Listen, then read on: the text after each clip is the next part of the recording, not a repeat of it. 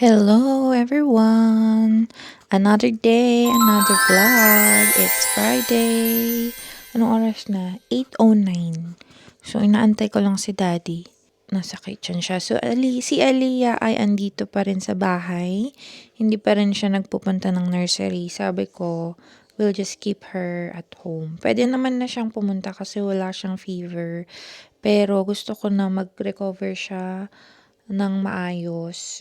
And then, so that next week, she can go back full-time and she can, enjoy herself at the nursery. Hindi yung may sakit siya.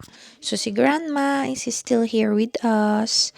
Pinapakain niya kanina si Aliyah ng breakfast. And then, si Andy ay working from home. But my car today ay mag-MOT. So, hindi ko gagamitin yung kotse ko. Oh, there's Mama. Oh. Hi, Ma'am. Ma'am, hi to the vlog. Oh, hi! So, I'm going to work now. Antay ko lang si Andy. So, I'm driving his car today. No, he's smiling. Will you let me drive your car? Oh, approve ah. Okay, let's go. Okay guys, magdadrive na ako. I'm going to work using Andy's car. So, see you there.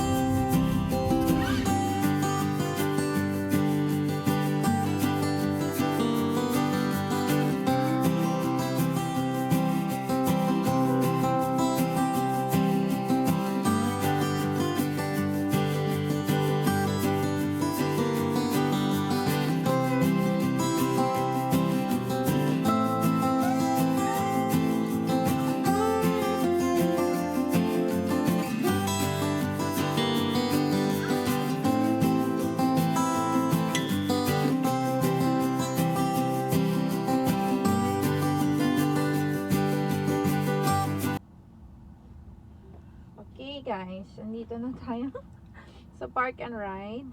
Ayan.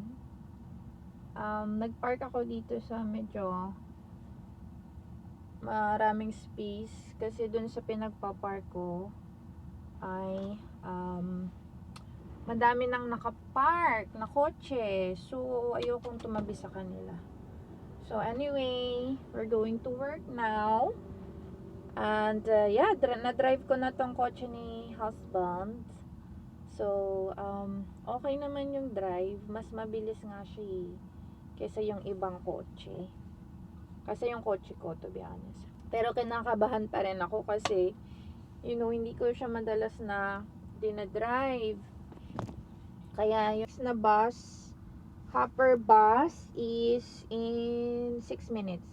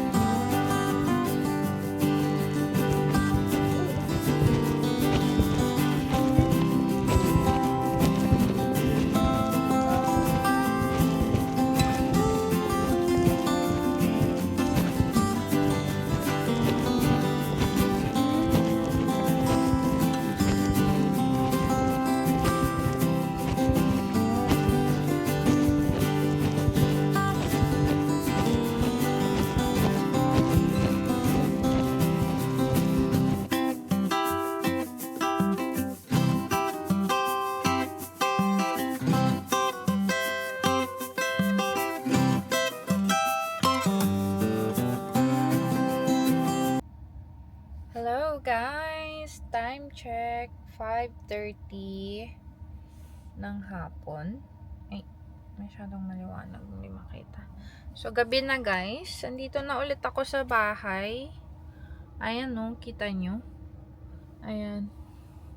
So, first time kong i-drive long way tong si Tessa. Okay naman. Parang napaka-smooth. Kasi I drive manual, guys. Kasi, yun yung aking lisensya.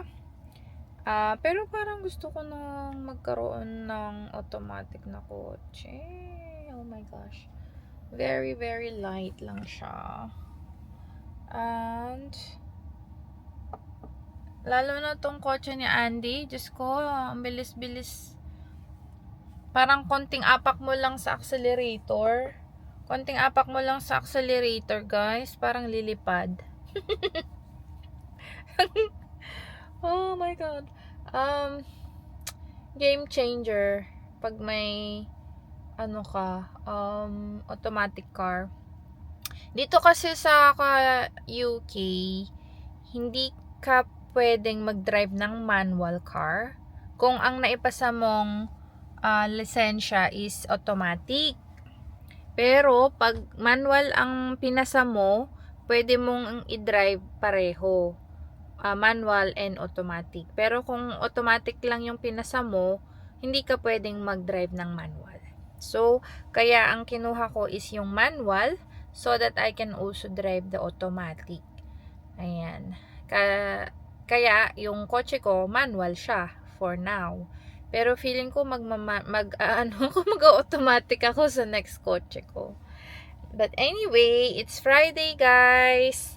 And we are home. Thank God it's Friday. So, tara. Pasok na tayo. Andyan pa yung kotse ni Mami, yung mother-in-law ko. So, she's still here. So, let's go. This mom.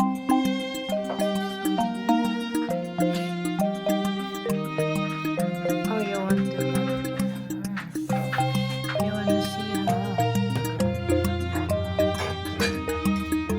Kain.